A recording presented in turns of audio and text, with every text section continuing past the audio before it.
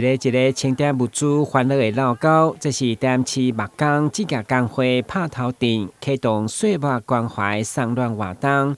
一透早，大家組織整理各界所贈送的民生物資，工會嘛準備紅包，要來走訪16個行政區，將溫暖送到35戶的弱勢家庭。準備有35份，這個禮品吼，要送給35戶，各區35戶。這些較困難的家庭，感謝我們各位志工、各位理監事，大家非常辛苦吼。我們把一年的大家的愛心，把它集結起來吼，發放給需要幫助的人。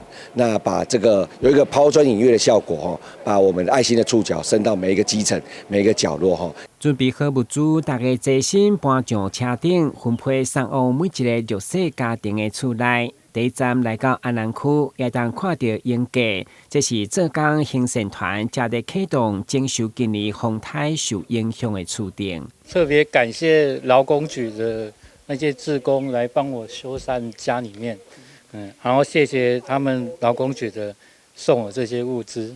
第二站同款是浙江行善團所贊助協助徵收的客家環境，一家人將物資送到厝內，讓吳女士相當的感謝。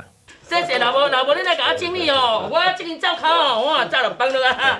你啊嘞，啊個較會大錢的無吼，然後啥吼，我們袂大錢，臭哥哥，嘿，做臭哥哥吼，我今仔日來給我用遮。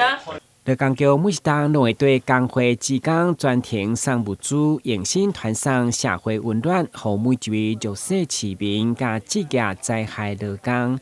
台南新聞阮吉採訪報道。